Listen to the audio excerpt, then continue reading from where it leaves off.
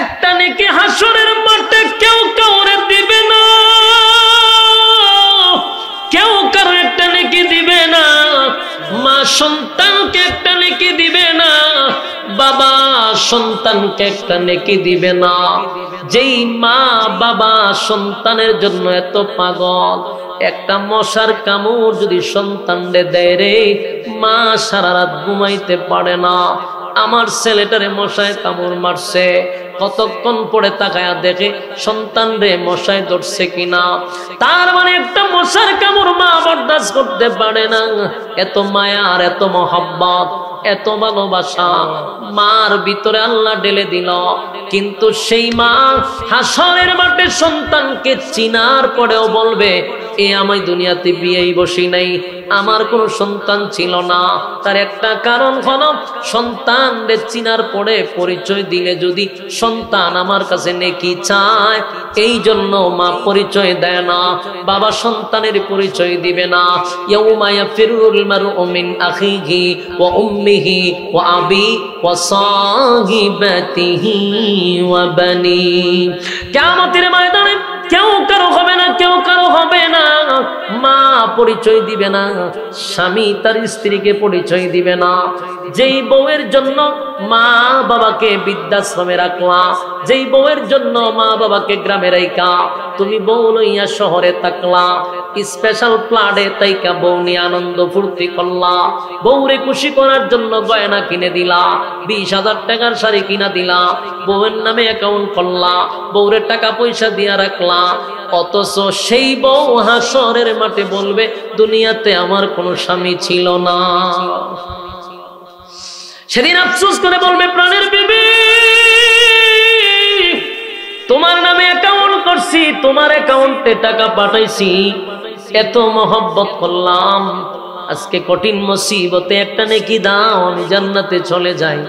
কেউ আপনাকে নেকি দিবে না।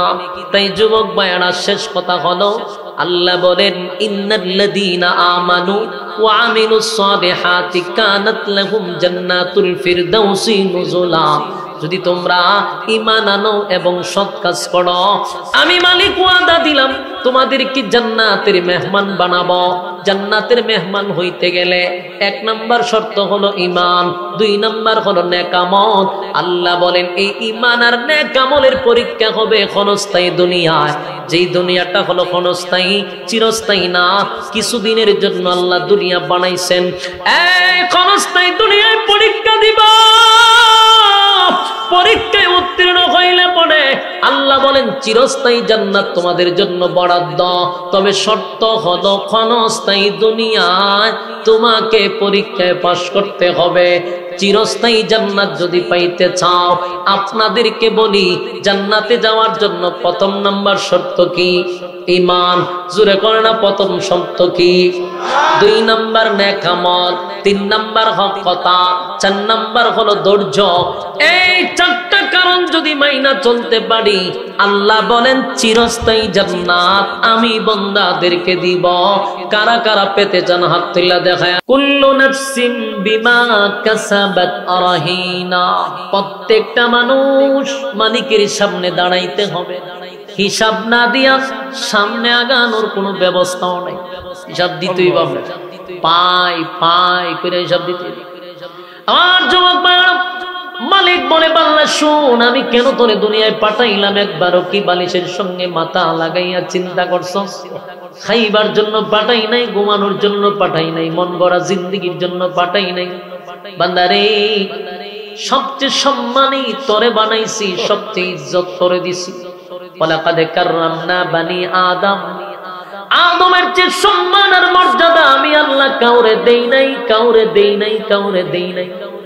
ফেরেশতারে বানাইলাম আমি আল্লাহ, কিন্তু নূর দিয়া, নূর দিয়া ফেরেশতা বানাইয়া। যেই ফেরেশতা কোনোদিন গুনার মজা বুঝে না, গুনাহ কি জিনিস চিনে না, এমন ফেরেশতাকে আমি আল্লাহ তোর কদমে সেজদা দেওয়াইয়া তোরে সম্মানী বানায়া দিলাম, তোরে সম্মান দিয়া বানাইলাম।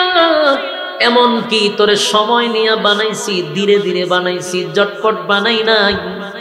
আসমান জমিন, সূর্য চন্দ্র গ্রহ নক্ষত্র পাহাড় পর্বত সাগর নদী নালা খালবিল কীট পতঙ্গ যা দেখি না সব আমি বানাইছি অনলি মাত্র 6 দিনে। 6 দিনে আমি অনলি মাত্র 6 দিনে বানাইলাম। আর মানুষ তুই মাত্র মাফলে হয় 3.5। ছোট্ট একটা মানুষ আমি তোরে কিন্তু জটপট কইরা বানাইলাম। 10টা মাস 10 দিন লাগাইয়া বান্দা তোরে বানাইছি। বানাইয়া এখানেই শেষ না। এই তুই যে সুন্দর করে তোরে বানাইছি, আমি 4টা কসম করছি তোর সুন্দরের বর্ণনা দিতে গিয়া। নূরের তৈরি ফেরেশতা, কিন্তু নূরের তৈরি ফেরেশতা সুন্দর আমি আল্লাহ বলি নাই। ফেরেশতা সুন্দর একবারও বলি নাই। আসমান সুন্দর, জমিন সুন্দর, সূর্য চন্দ্র সুন্দর, একবারও কসম করে বলি না। কিন্তু মানুষ তোরে বানাইয়া 4টা কসম করে বলছি তুই সুন্দর, তুই সুন্দর, তুই সুন্দর, তুই সুন্দর। সুবহানাল্লাহ। আল্লাহ মানে এত সুন্দর করে তোরে বানাইয়া আমি দুনিয়ায় পাঠাইলাম পরীক্ষার হলে পরীক্ষা দেওয়ার জন্য। হায়াত দিলাম, হায়াতেরও কসম করলাম। ওয়াল আসর, সময়ের কসম। এই সময়টা তাফসীর কারকরা বলেন সময়ের কসম বলতে আমাদের হায়াতের কসম আল্লাহ বলছেন। হায়াতের কসম করছে আমি তোরে যতটুকু হায়াত দিলাম সেই হায়াতের কসম রে বান্দা। হায়াতের কসম করে বলি আমি আল্লাহ বলছি ওয়াল আসর, সময়ের কসম। ইন্নাল ইনসানা লাফি খুসর। আল্লাহ বলেন সময়ের কসম, নিশ্চয়ই তোরা ক্ষতিগ্রস্ত, নিশ্চয়ই তোরা ক্ষতিগ্রস্ত। ক্ষতিগ্রস্ত কেন আল্লাহ কসম কেনা বললেন ক্ষতিগ্রস্ত?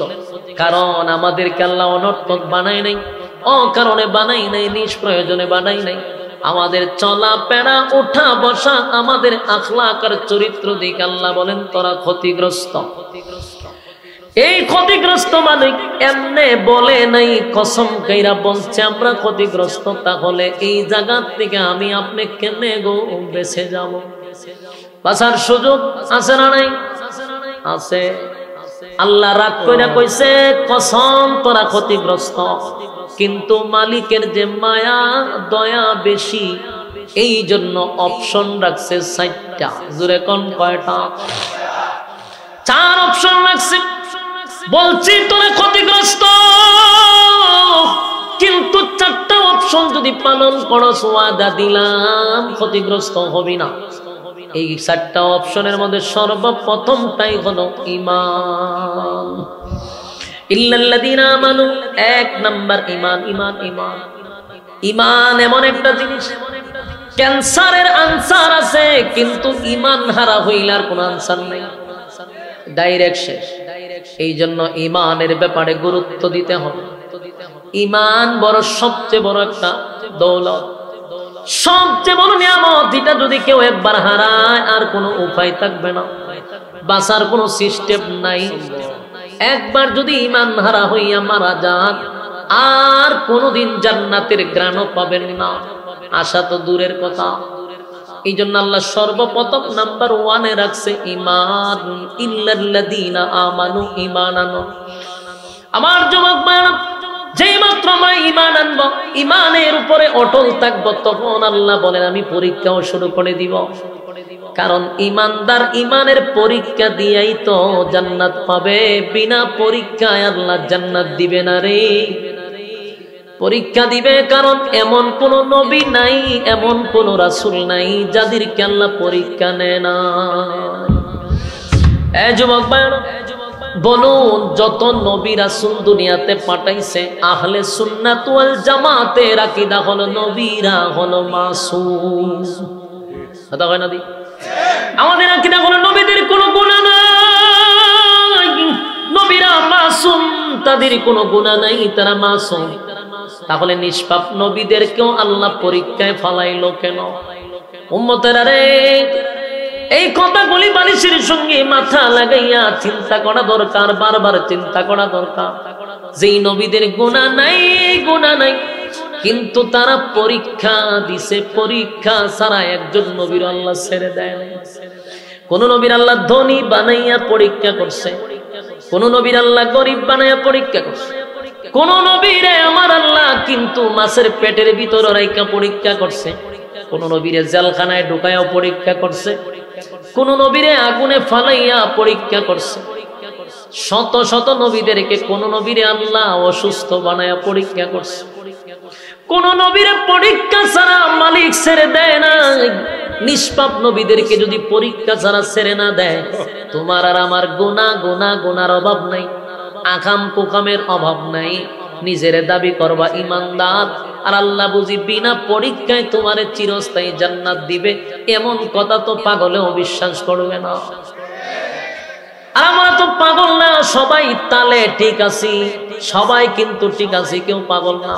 নিজের বুঝ আমরা সবাই বুঝি, কথা হয় না দি, নিজের বুঝ সবাই বুঝি, পাগল না আমরা, পাগল না আমরা, সুস্থ। কিন্তু সুস্থ মানুষ ওই একটা কথা কেন বুঝি না, নবীদেরকে আল্লাহ বিনা পরীক্ষায় ছেড়ে দেয় নাই রে। তোমারে আমারে কেমনে আল্লাহ পরীক্ষা ছাড়া ছেড়ে দিবে? এই জন্য পরীক্ষার জন্য প্রস্তুতি নাও। সময় কিন্তু কম, পরীক্ষার হলে বেশি সময় দেয় না, বেশি সময় দেয় না। পরীক্ষার হলে সময় তাকে বড় কম। এই জন্য পরীক্ষার হলে প্রশ্ন পাওয়ার সাথে সাথেই লিখতে শুরু করে দেওয়া, কারণ কোন সময় কাগজ টান দিয়ে নিয়ে যাবে এটার কোনো নিশ্চয়তা নাই। তাই আল্লাহ বলেন, দুনিয়া নামক পরীক্ষার হলে পাঠাইলাম আমি, কিন্তু পরীক্ষার মেয়াদ সহ পাঠাইছি, সময়ের মেয়াদ আছে। হঠাৎ করে আমি মালাকুল মউত আজরাইল পাঠায়া দিব, আর হলের ভিতরে একটা সেকেন্ডও থাকতে দিবে না। এই জন্য পরীক্ষার হলে আমরা ঢুকে গেছি, যখন বালেগ হইছি তখন পরীক্ষার হলে ঢুকছি। মৃত্যুর আগ পর্যন্ত আমাদের পরীক্ষা চলতে থাকবে। সাবধান, এই জগতের পরীক্ষায় যদি একবার কেউ ফেল মারে রে, দ্বিতীয়বার পাস করার কোনো সুযোগ নেই, কথা হয় না। দুনিয়ার হলে যদি পরীক্ষায় একবার ফেল করে আরেকবার পাস করার আশা আছে, কিন্তু দুনিয়া নামক পরীক্ষার হলে একবার ফেল করলে আর জীবনে পরীক্ষার হলেও ঢুকতে দিবে না। আমার যুবক ভাইরা, হাতে পায়ে ধরে বলি, আপনাদের হাতে পায়ে ধরে বলি, গভীর রাত হয়ে গেছে, নুজুলে রহমতের দ্বার প্রান্তে আমরা চলে আসছি। কথাগুলি দিলের কান লাগায়া শোনার চেষ্টা করি। এই পৃথিবীতে নবী রাসূলদেরকে আল্লাহ ছেড়ে দেয় নাই, পরীক্ষা ছাড়া ছেড়ে দেয় নাই। আইয়ুব নবীর নাম আপনারা শুনছেন, জাকারিয়া নবীর নাম শুনছেন, ইব্রাহিম খলিলুল্লাহর নাম শুনছেন। এমন কোন নবী নাই গো যাদেরকে পরীক্ষা দেয় না। ইব্রাহিম খলিলুল্লাহরে আল্লাহ কতবার পরীক্ষা করছে, সব পরীক্ষায় ফার্স্ট ডিভিশনে পাস করছে। সুবহানাল্লাহ। কোন পরীক্ষায় 99 না 100% নাম্বার পাইছে ইব্রাহিম খলিলুল্লাহ। ছেলে ইসমাইলকে কোরবানির সময় আল্লাহ পরীক্ষা নিছে, পাস করছে 100 নাম্বার পাইয়া। আগুনের মধ্যে পড়ে গেল, আল্লাহ কয় সেখানে গিয়ে 100 নাম্বার পাইছে। আবার সন্তানরে পাহাড়ে রাইখা, বিবি বাচ্চারে রাইখা উনি চলে গেলেন দূর, বহু দূর। পিছনে একবারও ফিরে তাকাইলেন না। দুধের বাচ্চা, মা এবং শিশু বাচ্চাকে দুইজনকে এক জায়গায় রেখে, যেখানে পানি নাই, কোন ধরনের খাবারের ব্যবস্থা নাই, নির্জন একটা জায়গায় রেখে আল্লাহ হুকুম দিছে, ইব্রাহিম রে চলে যাও দূর, বহু দূরে। পিছনের দিকে একবারও তাকাইল না। সেখানে ইব্রাহিম খলিলুল্লাহ পরীক্ষায় পাশ হয়ে গেল। এই জন্যই আল্লাহ লকব দিছে খলিলুল্লাহ, আল্লাহর বন্ধু। পরীক্ষায় পাশ করছে। জাকারিয়া নবীর নাম শুনছেন, বহু বছর দাওয়াত দিল, কিন্তু উম্মতেরা দাওয়াত গ্রহণ করে না। উল্টা জাকারিয়া নবীরে মারার জন্য দৌড়ানো শুরু করলো। দৌড়াইতে দৌড়াইতে জাকারিয়া নবী একটা বিশাল গাছের সামনে গিয়া দাঁড়াইছে। গাছের কাছে গিয়া বলে, গাছ রে, পিছনে শত্রু বাহিনী, কি করা যায়? গাছ দুই মাঝখান দিয়া ফাঁক হইয়া বলে, পয়গম্বর আপনি আমার ভিতরে আসেন। যেই মাত্র ভিতরে ঢুকছে, গাছ আগের মতো ওনারে গিলে ফেলছে। জাকারিয়ার বাহিনী আইসা গাছের গোড়ায় তালাশ করে, কই রে জাকারিয়ারে কোথায় পাই না কেন? এখানেই ছিল, জাকারিয়া গেল কোথায়? কিন্তু এই মুহূর্তে মিস্টার ইবলিস মানুষের সুরত ধরাইয়া কয়, আমি জানি কোথায়। বলে কই? কয় গাছের ভিতরে। দেশের মানুষ কয়, মিয়া ফাইজলামি করে। এমনিতেই মেজাজ গরম, জাকারিয়া নবীর আজকে মারতে চাই, কিন্তু সে পলায়া গেছে। শয়তানে কয়টার ভিতরে আছে, এরা কয় বাইরে ফিটের সামলা দিলাম। ফাইজলামি করেন মিয়া, গাছের ভিতরে কি মানুষ ঢুকতে পারে? রাগ ওঠারই কথা, গাছের ভিতরে কি মানুষ ঢুকতে পারবে? কিন্তু শয়তান তো ডাইরেক্ট কইতে পারে না যে আমি মিস্টার ইবলিস, এত কয় না যে আমি শয়তান, এত ভালো মানুষের সুরত ধরছে। লাস্টে কয় কেমনে বিশ্বাস করাইতে পারে? ওই দেখেন গাছের ভিতরের বাহিরে একটা জাকারিয়া নবীর কাপড় বাইরে আছে, পাঞ্জাবির একটা সাইড গাছের ভিতর থেকে একটু বাইরে রয়েছে। ও দেখছেন নি? ওইটা কেমনে সম্ভব? জাদু ভারে নাউজুবিল্লাহ কইতেন না। এই মিস্টার ইবলিস একবারও বলে না যে উনি আল্লাহর পয়গম্বর, ওনার মুজিজায় গাছ সরে গেছে। কয় জাকারিয়া নবী জাদু জানে। এখন এর বিশ্বাস হয়েছে, হইতে পারে। কাপড়ও দেখা যায় পাঞ্জাবি পরা আছে। এখন জাকারিয়া পয়গম্বরকে তারা মারার জন্য প্রস্তুতি নিল। খরাত চিনুনি কথা নবী যাওয়া খরাত চিনে না, সেটা গুতা দিয়ে হন লাগে কেন? খরাত লই আইছে গাছ কাটতো। চিন্তা করেন এই উম্মত কত জাহেল, তারা নবী মেরে লায়, কি পরিমাণ খারাপ ছিল। খরাত লই আইছে গাছ মাইজখানে দুই পাট পায়। জাকারিয়া আলাইহিস সালাম গাছের ভিতরে, আর তারা বাহির দিয়া করাত দিয়া দুই ভাগ করব। যেই মাত্র করাত সামনের দিকে এইভাবে নিতেছে, আস্তে আস্তে আওয়াজ জাকারিয়া নবীর কানে আসতেছে। জাকারিয়া নবী দেখে করাত যেইভাবে সামনে আগাইতেছে, মাথা দুই ভাগ পেরালেন নিশ্চিত। এবার জাকারিয়া নবী বলেন, মালিক আমার আপনি বাঁচান। সুবহানাল্লাহ। আল্লাহ বলেন, জাকারিয়া বেঁচে গেলি, বেঁচে গেলি। যদি তুই আমার শরণাপন্ন না হইতি, তোর নবুয়ত আমি চিনায়া নিতাম, আমি তোমার নবুয়ত চিনায়া নিতাম। শয়তানও এটাই চাইছিল। শয়তান তো মারাত্মক পণ্ডিত, জ্ঞানী, জানে গাছের ভিতরে। জাকারিয়া নবী গাছের কাছে সাহায্য চাইছে, গাছের ভিতরে যেহেতু ঢুকছে, এখন যদি জাকারিয়া নবীরে হত্যা করে উনি বেঈমান হইয়া মারা যাবে, এটা শয়তান বুঝতে পারছে। যেই মাত্র করাত আসছে জাকারিয়া নবীর ভিতরে আল্লাহর কাছে আশ্রয় চাইছে। আল্লাহ কয়, জাকারিয়া রে, আমারে ডাকার কারণে নবুয়ত বহাল রাখলাম, ছিনায়া নিব না, কিন্তু একটা টু শব্দ করবি না। ও জাকারিয়া, গাছের কাছে সাহায্য চাওয়ার আগে আমি আল্লাহর কাছে কেন চাইলি না? কেন একবার বললি না, মালিক আমারে বাঁচান গো? আমি আল্লাহরে কেন বললি না? গাছের কাছে কেন সাহায্য চাইলি? চাইলি তো চাইলি, আবার আমি আল্লাহরে যেহেতু স্মরণ করলি, আমি তোর নবুয়ত নিব না রে জাকারিয়া। কিন্তু আমি আল্লাহর ওয়ার্ডার হলো একটা টু শব্দ করবি না। এই মুহূর্তে তোর মাথার উপর করাত চলবে, দুই টুকরা করবে রে জাকারিয়া তড়ে, কিন্তু হা হু করবি তো নবুয়ত ছিনায়া নিব। জাকারিয়া নবী বুঝতে পারছে আমার উপরে পরীক্ষা চলতেছে। আল্লাহ জাকারিয়া নবীর উপরে পরীক্ষা চালায়া দিল। জাকারিয়া নবী একেবারে দাঁড়ায় আছে, করাত মাথার উপর দিয়া চলতেছে। বলুন, এটা কি স্বাভাবিক কথা? করাত যদি এইভাবে চলতে থাকে, একটা আছে এক সেদে মাইরা লাইছে এমনটা নয়, করাত দিয়ে আস্তে আস্তে কাটে। এই অবস্থায় জাকারিয়া নবী টু শব্দটাও পড়ে নাই, কারণ মালিকের নিষেধ। পরীক্ষা চলতেছে, জাকারিয়া নবীও পরীক্ষায় 5 ডিভিশনে পাস করছে, নাম্বার কম পায় নাই। আল্লাহ বলেন, পরীক্ষা ছাড়া আমি কাউরে ছেড়ে দেই নাই।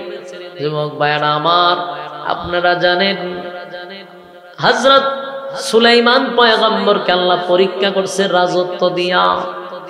এত রাজত্ব দিছে,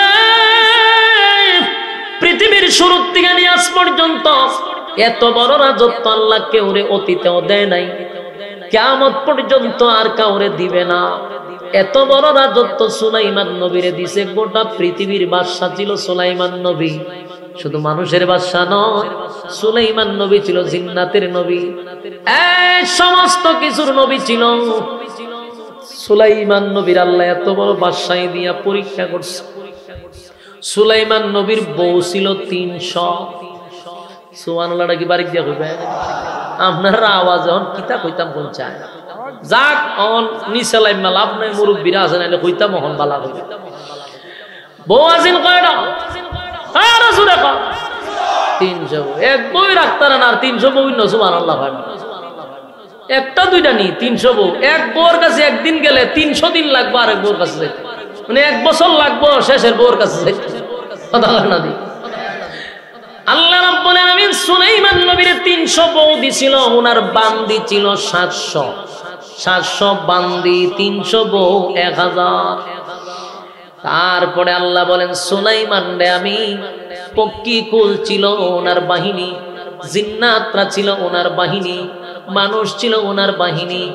এত বড় রাজত্ব দিছে সুলাইমান নবীর আল্লাহ একটা বিমান দিছে, বিমান দিয়া তেল ছাড়া পানি ছাড়া বিমান উঠতো 1 লক্ষ যাত্রী নিয়া।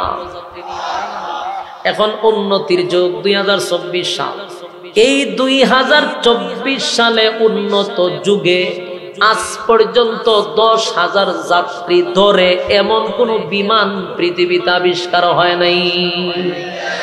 10,000 ধরবে এমন বিমান এখন আবিষ্কার করতে পারে নাই উন্নতি যুগে। আর হাজার হাজার বছর আগে আল্লাহ সুলাইমান নবীরে যে বিমান দিছে এটার মধ্যে 1 লক্ষ যাত্রী ধরত, তেল পানি ছাড়া এটা আকাশে উঠত, যে কোনো জায়গায় ল্যান্ড করত, কোন ধরনের এয়ারপোর্টের দরকার ছিল না। আল্লাহ রাব্বুল আলামিন সেই সুলাইমান নবীর এত বড় রাজত্ব দেওয়ার পরেও সুলাইমান একটা সেকেন্ডের জন্য আমার মালিক রে ভুলে নাই।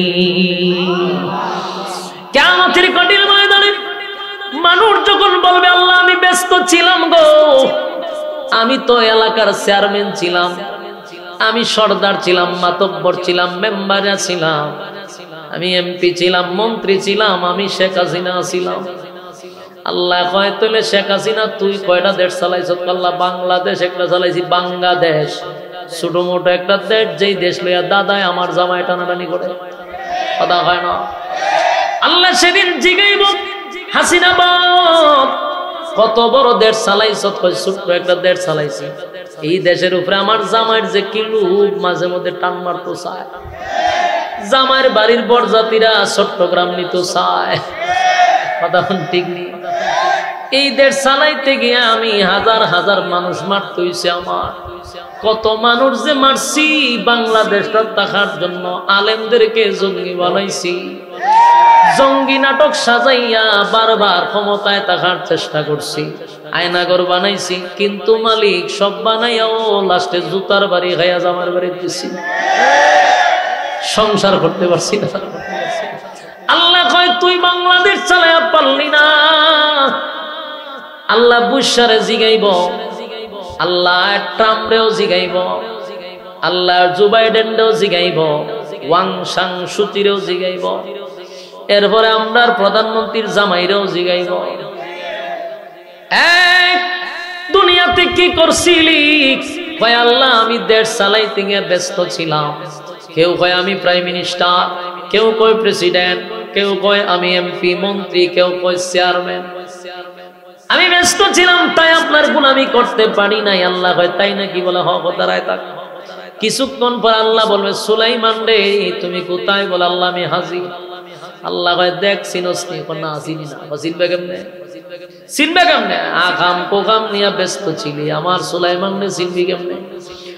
তাকায়া দেখ তুই ছোট্ট একটা দেশের মেম্বরা ছিলি, চেয়ারম্যান না ছিলি, এমপি ছিলি, মন্ত্রী ছিলি, তাই তোর ব্যস্ততায় আমি আল্লাহরে ডাকতে পারস নাই। আমার সুলাইমান রে আমি গোটা পৃথিবীর বাদশা বানায়া দিলাম, বউ বানায়া দিলাম যেন ব্যস্ত বেড়ে যায়, 300 বউ দিলাম। আমি তারে এতগুলা জিনিসের দায়িত্ব দিলাম, এমনকি পাখিরাও ওনার কথা শুনত, পিপিলিকাও কথা শুনত, এত ব্যস্ত বানায়া দিছি আমার নবীরে। কিন্তু এত ব্যস্ততার মাঝেও আমি আল্লাহরে ভুলে নাই। আর তুই একটা চেয়ারম্যান হইয়া আমি আল্লাহর সামনে দাঁড়ায়া বলস তোর সময় ছিল না, সময় ছিল না।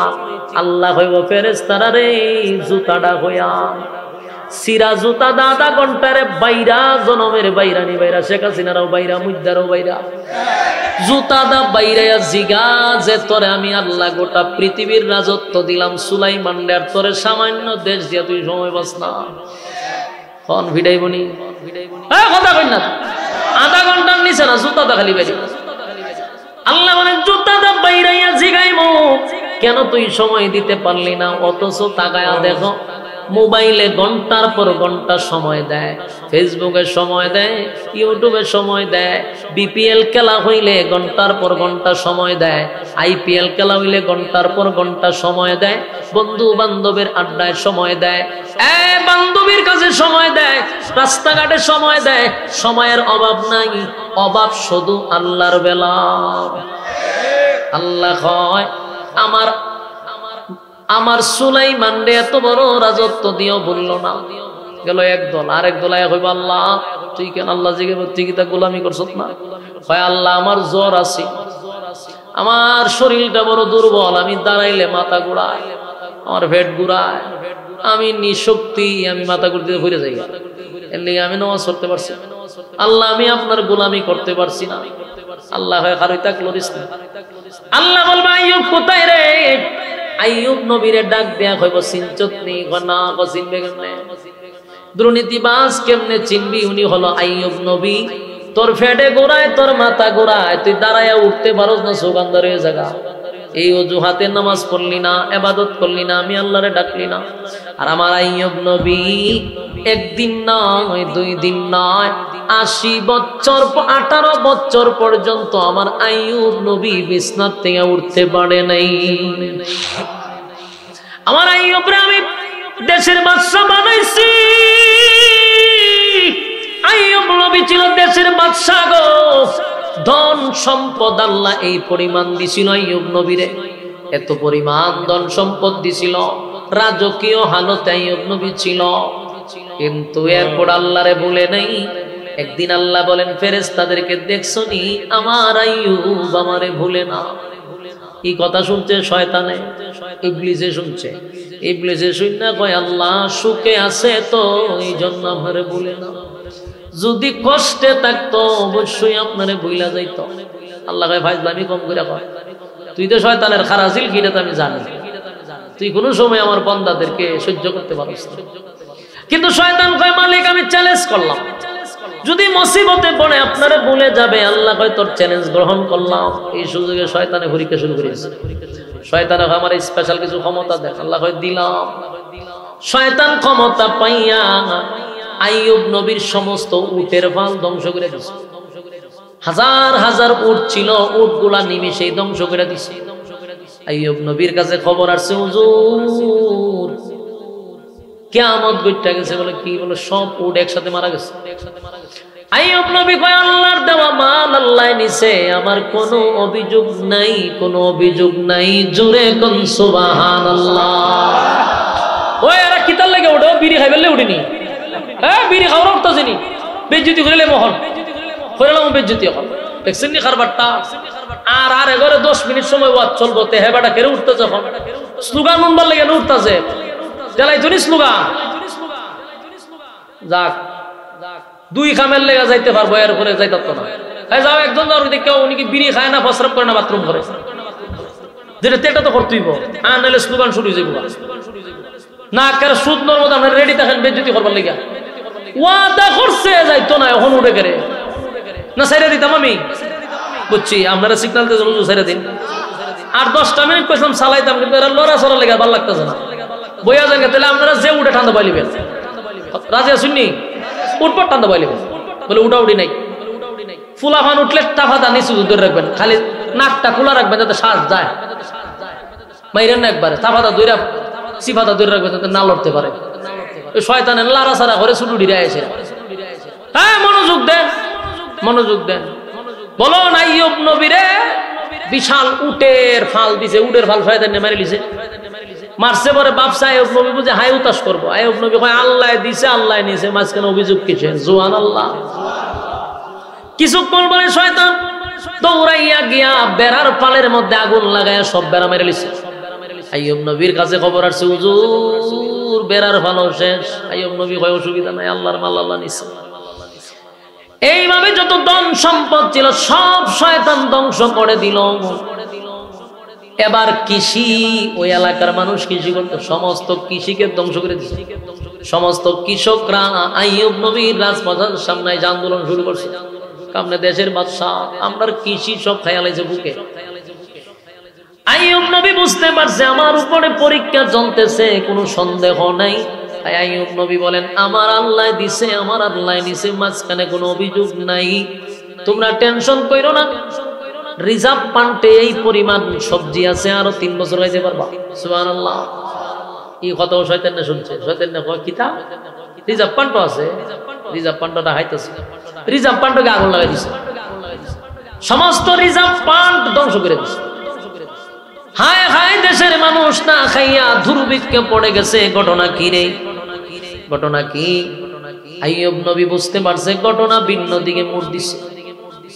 কিছুদিন যেতে না যেতে আইয়ুব নবীর প্রায় 14 জন না 7 জন ছেলে আছে একসাথে মেরে লিছে। চিন্তা করছে? ছেলেগুলো 7 জন মেরে লিছে। মুহূর্তের ভিতরে দুর্ভিক্ষ শুরু হয়ে গেল, অথচ দেশের বাদশা ছিল। এরপরও যখন আইয়ুব নবী আল্লাহর শুকরিয়া খালি আদায় করে, শুকরিয়া আদায় করে, এরপরে শয়তান না কয় আল্লাহ মালের উপরে দানিলাম, সবকিছু করলাম, কিন্তু আপনার বন্দা তো নরম হয় না, আর আমিও তো সহজে ছাইরা দিতে রাজি না। উনি শরীরের মধ্যে এই শয়তান না বাতাস লাগাই দিচ্ছে, বাতাস লেগে শরীর গেছে ফুললা, অসুস্থ শুরু হইল। এমন এক অসুস্থ হওয়া শুরু হয়েছে। আইয়ুব নবীর বউ ছিল 3 জন, জোরে কোন কয়জন? 3 জন বউয়ের মধ্যে 2 জন বউ আইয়ুব নবীর ছাইরা চলে গেছে। কয় না আর তখন যেত না, কারণ সব বউ কি একরকম? কিছু বউ আছে আপনার টাকা আছে, পয়সা আছে, সম্মান আছে, আপনার সাথে আছে। আবার আপনার যখন খামাই রোজগার নাই, অবস্থা বালা না, ভালোবাসা জানালা দিয়া টাটা দেখা যায়, বাই বাই বালাতা কত হয়, আমি তো বালা না, তুই জান্নাত আমার মানে বলে জিজ্ঞা, তুই ওমা অন্টে খানায় রোজগার করে খাওয়াই তারা না, হনে বাই বাই দেখা। এরকম মহিলা আছে না নাই? 2 জন চলে গেল। আইয়ুব নবী অসুস্থ হয়ে গেল, কিন্তু একজন বিবি যখন যায় না আইয়ুব নবী জায়গা, আইয়ুব নবী জিগায় রহিমা গো, 2 জন বিবি আমারে বিদায়, আমার কাছ থেকে বিদায় নিয়ে চলে গেছে। বিবি তুমি কেন গেলা না, তুমি কেন যাও না, আমার অবস্থা তো এখন ভালো না, আমি এখন রাস্তার ফকির, আমার শরীর অসুস্থ, আমার শরীরের কন্ডিশন ভালো না, ভয়ানক অসুস্থ হয়ে গেছি, তুমি কেন আমার পাশে রইলা? কিথারে ভাই কি শুরু করলো? অত্যন্ত ভালোই চলছে। ওই লাল পাঞ্জাবিটা কিতা শুরু করছে বেচারা, সাইনবোর্ড লাগাইয়া ওয়াজটা ধ্বংস করে নিল। সাইনবোর্ড লাগাইয়া কিতাব বুঝাইতে চাই যে আমরা অনেক কিছু। আচ্ছা কোথাও তোমরা ভলান্টিয়ার, তোমরা করবা সাইডে কাজ, এটা লাগাই আমার দেখায় হতাম করে করে। আমি বুঝতাম যে অনেক কিছু, একটা প্রশাসনের লোক গন্ডগোলটা লাগাইতেছে। হ্যাঁ মনোযোগ দেন, মনোযোগ দেওয়ার কথাগুলি শুনেন। আইয়ুব নবীর বউ ছিল কয়টা? আরো জুড়ে গেল কয়জন? রইল কয়জন? একজন, তিনি হলেন রহিমা। আইয়ুব নবী বলেন রহিমা গো, 2 জন বিদায় হয়ে গেল, তুমি কেন আমার পাশে বসে রইছ? রহিমা বলেন সোনের স্বামী, হ্যাঁ আপনি ছিলেন দেশের বাদশা, আমি ছিলাম দেশের রানী, আমার কোন দিক দিয়ে সম্মান কম ছিল না, আমার ইজ্জত কম ছিল না, আমি বাদশার বউ রানী ছিলাম, সুখের সময় ছিলাম, দুঃখের সময় কি আমি আপনাকে ছেড়ে চলে যাব? এটা কেমনে হয়? সাউন্ডটা কমাইছে। সুখের সময় ছিলাম, দুঃখের সময় বুঝি চলে যাব, এটা তো হয় না। এই জন্য একটা কথা আছে দেখবেন, গ্রামগঞ্জের কথা, জাতের মেয়ে কালো বালা, নদীর পানি গোলাও বালা, হয়নি? এই জন্য জাত দেখে বিয়া করা, এটা রাসূলের কথা, বংশ দেখে বিবাহ করা। ভালো বংশের মেয়ে হলে স্বামীর খেদমত করবে, স্বামী ছেড়ে চলে যাবে না। বংশ বালা না হইলে এখানে 2 দিন হিগানো 2 দিন হিগানো, যেটা 12 ভাতারি। তুই দৌড়াদৌড়ি খরচ করে, দৌড়াদৌড়ির মধ্যে শান্তি আসেনি। লাঞ্ছনার জীবন, বেজ্জতি জীবন, বেহায়াপনার জীবন। এই জন্য জাতের মেয়ে কালো ভালো। আইয়ুব নবীর বউ রহিমার বংশ মারাত্মক। জানেন উনি কার মেয়ে? উনি হলেন ইউসুফ নবীর ছেলের ঘরের নাতনি, মানে ইউসুফ নবীর নাতনি, ছেলের ঘরের মেয়ে। সুবহানাল্লাহ। ওই কারিম ইবনে কারিম, ও একেবারে মেন জায়গা, নবী বংশের মেয়ে। সুবহানাল্লাহ। এই জন্য বিবি রহিমা আইয়ুব নবীকে ছেড়ে যায় না। বলে প্রাণের স্বামী, সুখের সময় ছিলাম, দুঃখের সময়ও থাকবো, লড়বো না। একদিন দুই দিন নয় রে, 18 বছর আইয়ুব নবীর সাথে ছিল জঙ্গলে। এলাকায় থাকতে দেয় না, জঙ্গলে গিয়া বসবাস করছে। এই পরিস্থিতিতে রহিমা নিজের স্বামীরে মানুষের বাড়িতে কাজ করে খাওয়াইছে, তারপরেও স্বামী ছেড়ে যায় নাই।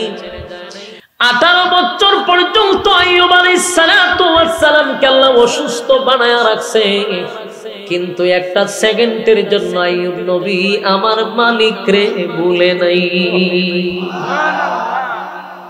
একটা সময় আল্লাহ বলেন ফেরেশতারা, রে আমার আইয়ুব বহু সুখে শান্তিতে ছিল, বাদশা বানায়া রাখছিলাম, ফকির বানাইলাম। 18 বছর আইয়ুব রে আমি কষ্ট দিলাম, রোগে আক্রান্ত করে, মানুষ কাছে দাঁড়ে আসে নাই, জঙ্গলে ছিল। কিন্তু তাকায়া দেখছো আমার আইয়ুব, আমি আল্লাহ রে ভুলে নাই। আমার আইয়ুব পরীক্ষায় 5 ডিভিশনে পাস করছে। আইয়ুব নবীর আল্লাহ কয় জিবরাইলে পাঠাইয়া বলে, ও জিবরাইল, আইয়ুব নবীরে কও তার ফাও দিয়া লারা দিত মাটি, দিয়া লারা দিছে, পানি বেরিয়েছে, ওইটা মধ্যে গোসল করো। গোসল করছে, আগের থেকে আরো সুন্দর হয়ে গেছে। সুবহানাল্লাহ। আগের থেকে সুঠাম দেহের অধিকারী, আগের থেকে সুন্দর। রহিমারে লইয়া রাজত্বে ফিরে গেছে। আবার আল্লাহ ধন সম্পদ সবাই উপরে ফিরাইয়া দিছে। সুবহানাল্লাহ। আমার যুবক ভাইরা, যেই কথাটা আমি আপনাদেরকে বুঝাইতে চাইছিলাম, এটা হলো পরীক্ষা ছাড়া আল্লাহ কাউরে ছেড়ে দিবে না। প্রত্যেকটা মানুষ এই ক্ষণস্থায়ী দুনিয়াতে পরীক্ষার সম্মুখীন হতে হবে। পরীক্ষায় যদি উত্তীর্ণ না হতে পারো, চিরস্থায়ী জান্নাত কিন্তু পাওয়া যাবে না।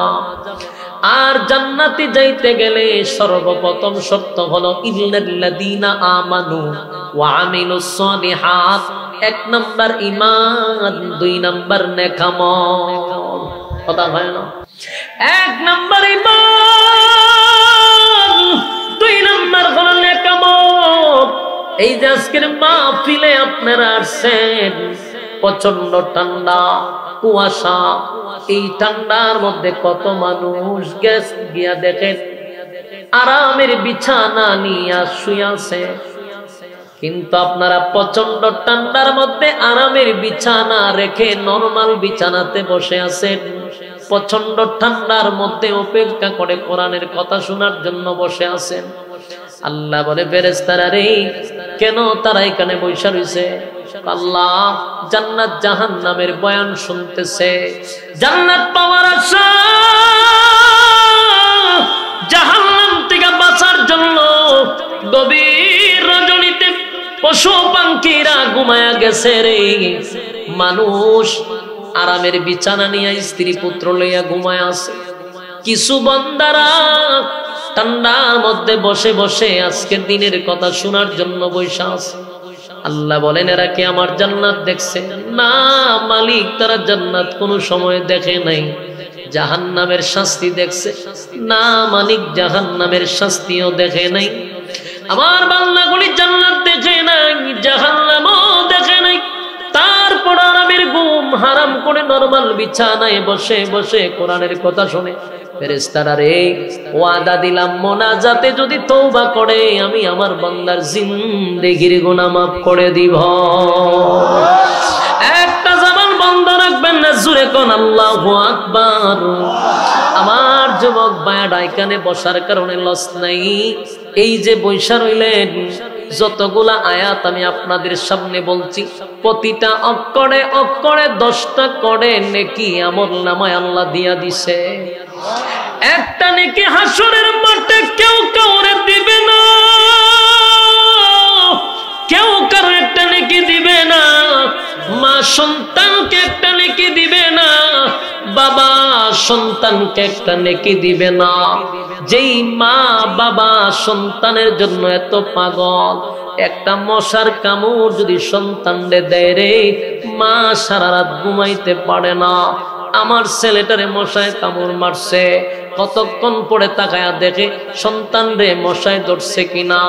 তার মানে একটা মশার কামড় মা বরদাস্ত করতে পারে না। এত মায়া আর এত মহব্বত, এত ভালোবাসা মার ভিতরে আল্লাহ ঢেলে দিল। কিন্তু সেই মা হাসরের মাঠে সন্তানকে চিনার পরেও বলবে, এ আমি দুনিয়াতে বিয়েই বসি নাই, আমার কোনো সন্তান ছিল না। তার একটা কারণ হলো, সন্তানদের চিনার পরে পরিচয় দিলে যদি সন্তান আমার কাছে নেকি চায়, এই জন্য মা পরিচয় দেয় না, বাবা সন্তানের পরিচয় দিবে না। ইয়াউমা ইয়াফিরুল মারউ মিন আখিহি ওয়া উম্মিহি ওয়া আবি ওয়া সাহিবাতিহি ওয়া বানি। কিয়ামতের ময়দানে কেউ কারো হবে না, কেউ কারো হবে না। মা পরিচয় দিবে না, স্বামী তার স্ত্রীকে পরিচয় দিবে না। যেই বউয়ের জন্য মা বাবাকে বৃদ্ধাশ্রমে রাখলা, যেই বউয়ের জন্য মা বাবাকে গ্রামে রাইকা তুমি বউ লইয়া শহরে থাকলা, স্পেশাল প্লাডে তাইকা বউ নিয়ে আনন্দ ফুর্তি করলা, বউরে খুশি করার জন্য গয়না কিনে দিলা, 20,000 টাকার শাড়ি কিনা দিলা, বউয়ের নামে অ্যাকাউন্ট করলা, বউরে টাকা পয়সা দিয়া রাখলা। অথচ সেই বউ হাসরের মাঠে বলবে, দুনিয়াতে আমার কোনো স্বামী ছিল না। সেদিন আফসোস করে বলবে, প্রাণের বিবি তোমার নামে অ্যাকাউন্ট করছি, তোমার অ্যাকাউন্টে টাকা পাঠাইছি, এত মহব্বত করলাম, আজকে কঠিন মুসিবতে একটা নেকি দাও, আমি জান্নাতে চলে যাই। কেউ আপনাকে নেকি দিবে না। তাই যুবক ভাইয়ারা, শেষ কথা হলো, আল্লাহ বলেন, ইন্নাল্লাযীনা আমানু ওয়া আমিলুস সালিহাতি কানাত লাহুম জান্নাতুল ফিরদাউসি নুজুলা।